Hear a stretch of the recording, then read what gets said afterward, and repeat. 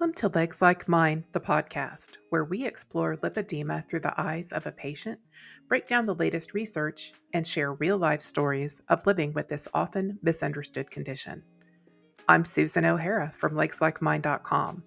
I'm a lipedema patient, author, and advocate, and I'm so glad you're here.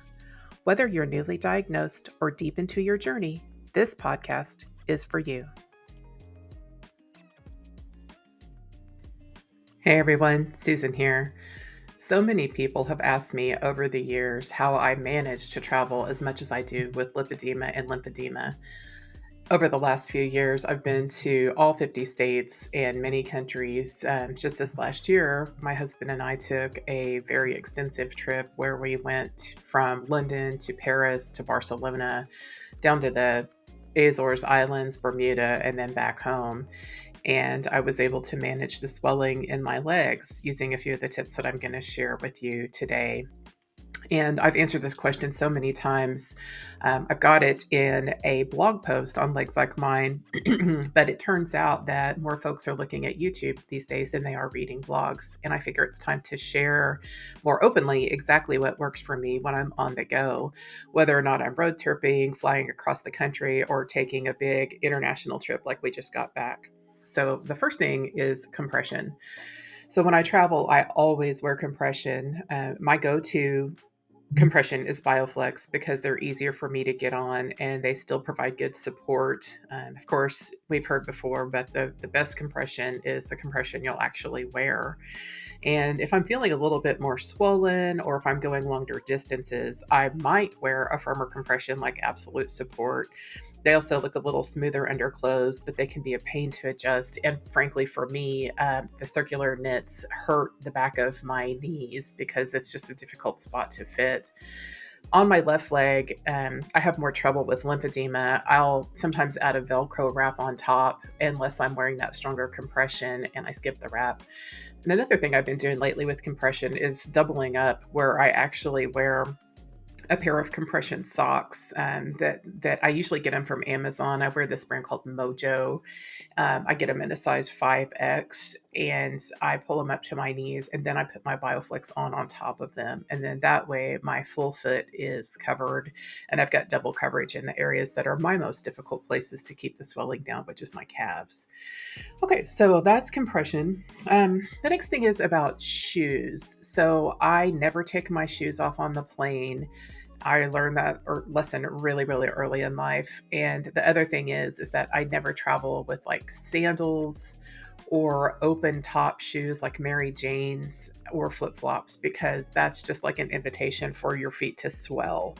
So I typically will wear like a trainer, tennis shoe type thing, something that's got a closed top and try to keep that swelling like just from not happening because once your feet swell up like mid-flight, it can be really impossible to get your shoes back on. And I've even seen this happen with kids whenever I would travel with kids to Europe. They would be taking those international flights on the way there, take their shoes off, and then when it's time to get off the plane, they're like, oh my gosh, I can't get my shoes back on. So imagine that with somebody who has lipedema or lymphedema, right?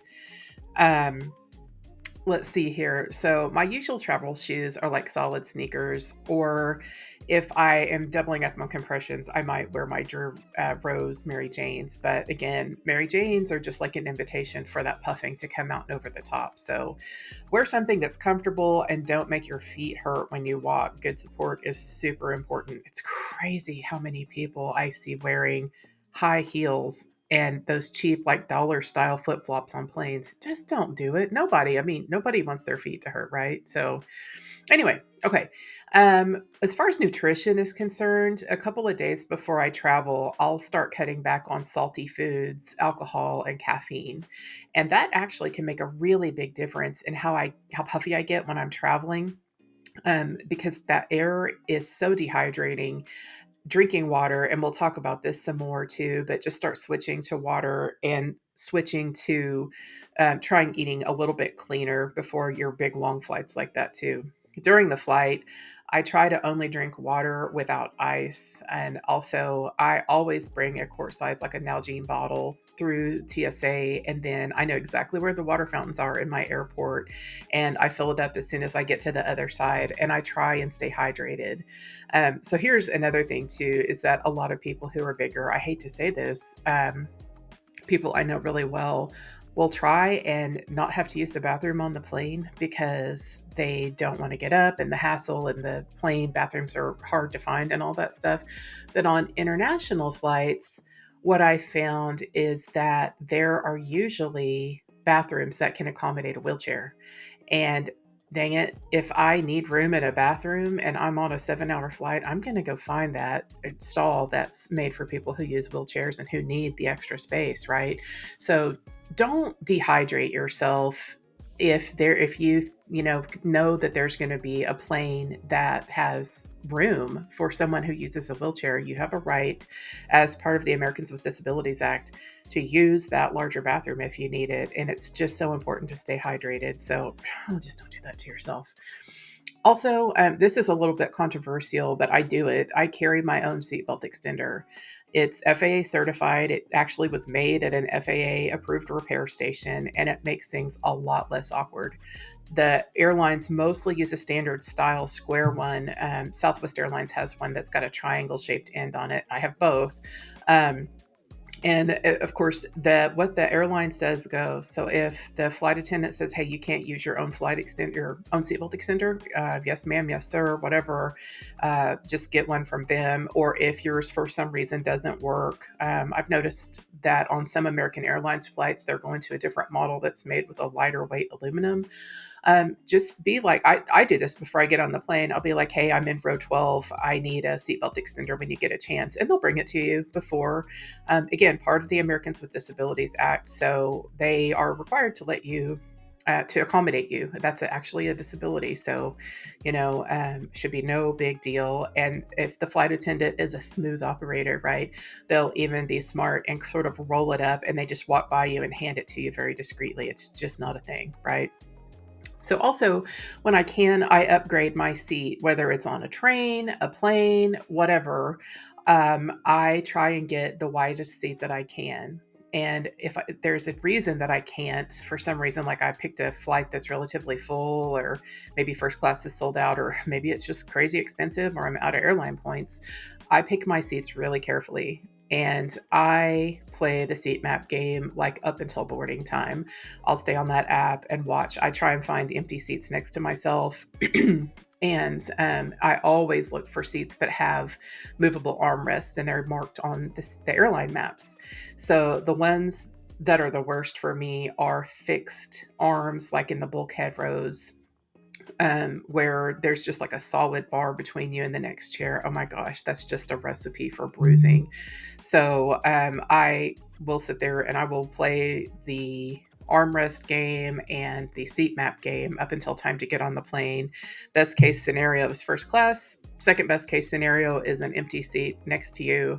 Third is next to someone, but you're in the aisle with a movable armrest. You've got to be able to keep the armrest down during takeoff and landing, but then you can open it to the aisle, which is pretty awesome too. Worst case scenario is that freaking bulkhead row where the seats are just like all one piece, and it's terrible. I've had bruises on my legs for the entire weeks of trips before because of that, and now I won't do it. Now that I'm actually like more aggressive and assertive about taking care of myself, I'm like, no, I am not sitting in that seat. So, let's figure it out. Anyway, also, here's a note. Southwest Airlines still has their customer of size policy. So you have to be proactive about it. You book 2 seats in advance. One's under your name, and the other one is like, instead of your first name, it would be like, my name is Susan O'Hara. So it would be Susan XS O'Hara. And then when you check in, you actually do need to go to the counter because they'll give you a pre-board pass that's a blue card, and also a seat reserve sign that goes on the second seat. And so you can pre-board, and the flight attendants are pretty savvy. They know they've got a fabulous policy. And you set the card on your chair, and then they'll guard that chair for you. But I also bring tape, and I will tape that onto the headrest of the seat next to me. Because, like, let's say you go into the Southwest Airlines row 1, and you're going to take up seats like 1 and 2. People are going to try the whole time to get in that seat next to you because it's a good spot. So if you just tape that little thing, and it just says seat reserved, it doesn't say, hey, Susan's got a wide butt or whatever. It just says, hey, seat reserved. Then people will be like, oh, okay, well, I can't sit there. As far as we know, and I've been in planes like this before where there's a maintenance issue with the chair and they will put a little sign on it or something like that too. So you can just put that sign on there. Of course, the other thing is if you don't want to go through having to explain to 15 people as they go by and try and get that seat, you can just go back like over the wing or something like that. And then less people are going to be fighting for your seat that would be in the front row. So anyway, so Southwest changed their customer of size policy a few years ago. Actually, a few months ago. It used to be where you would buy 2 seats, and if the flight didn't oversell, then you could go and submit a thing to get a refund for your second seat. Now it's automatic. Now it doesn't matter if they oversell the flight or not if you book the seat in advance, right? So if you book the seat in advance, then whenever your flight is over, all you have to do is ask for the refund and they'll credit you.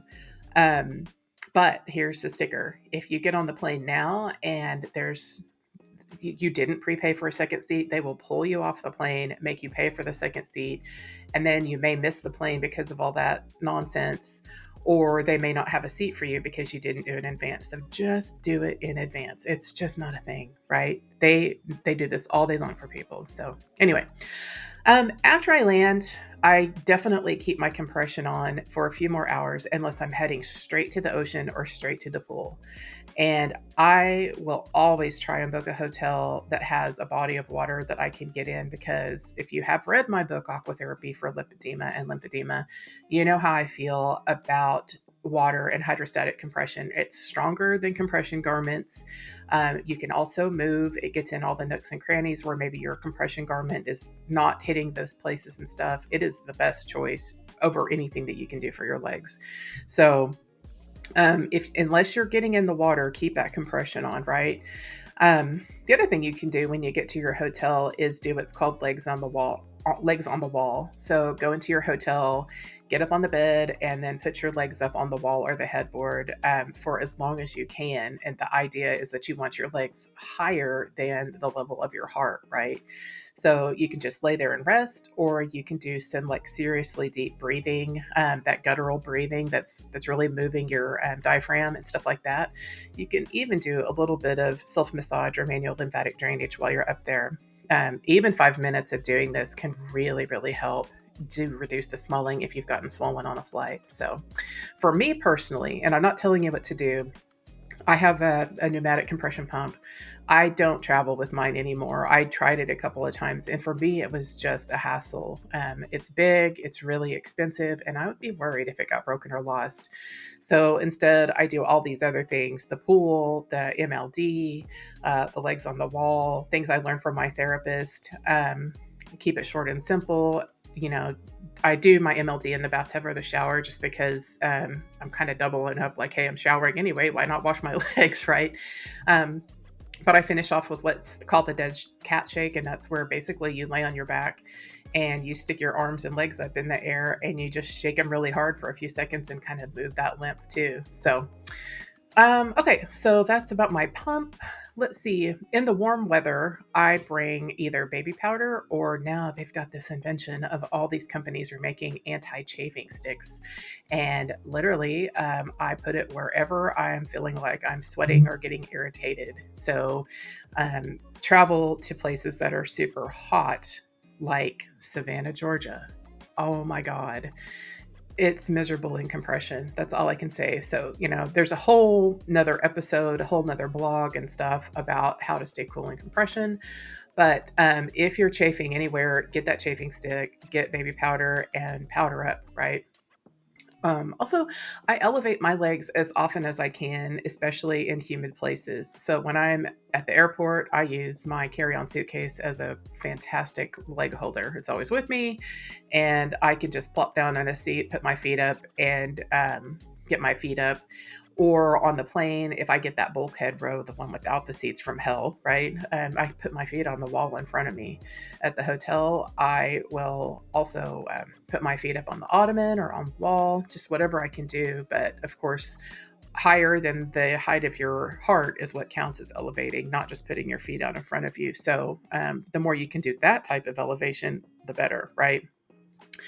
Okay, on long flights, regardless of what kind of seat I get up and move every single hour. If I can't do that for some reason, like I'm stuck next to somebody who's asleep and I'm trapped in my row, at a very, very bare minimum, I will do ankle circles and foot pumps. I'll kind of march in place. I'll do my legs forward and backwards, just anything I can do to keep my legs moving. So that is so helpful because again, the lymphatic system has no pump, it has no heart. Your ankles and your calves are the heart of the lymphatic system. So you've got to keep those things moving. If you look at diagrams of how your lymph system is set up, you have a cluster, I guess is a better word, of lymph nodes on the back of your knee. And so if you're sitting there and you're stuck and you're doing all of this ankle circles and marching in place and this and that, do a quick, very light massage under all up and down the back of your knee area, right? And swoop it from lower to higher and try and encourage that lymph fluid to flow back up too. So there you go. So I have traveled for surgery quite a bit as well. And if I'm flying home from surgery, for me, I do it alone. Um, don't be afraid to get the wheelchair assistance, man. It is amazing. Always. So some of those airports are huge and they're unpredictable and they take you on these crazy ways. And the airport assistance people, they are happy to get your $5 tip, €5 tip, whatever, and push you all the way to your gate. And they usually have shortcuts. It's just amazing. It is not worth trying to push through and risk leakage or causing additional swelling. So it is okay to ask for help. And hey, guess what? It's also okay to ask for help whether or not you've had surgery. So if you are having mobility issues, you're tired, your legs feel heavy, whatever, you have a right to ask for that wheelchair assistance. Don't be afraid to do that. So that's what I do to make travel work with lipedema and lymphedema. If you've got questions, feel free to reach out. I'm always happy to share what's worked for me. Hopefully, this information will help somebody. I know it will because I get asked this question at least once a week. And at least once a week for the last 5 years, I've answered this question. So, again, holler if you have questions or ideas that maybe I didn't think of, and we will share them so everybody else can benefit. So, take care of yourself, and have a great day. If this episode spoke to you, or if you've ever felt unheard on your lipedema journey, please know this: you are not alone. We're in this together, and we're not stopping here. Drop a comment below. I'd love to hear your thoughts. And don't forget to like and subscribe so you never miss an episode. Thanks for listening. I'm Susan O'Hara from LegsLikeMine.com. Be kind to yourself and keep going.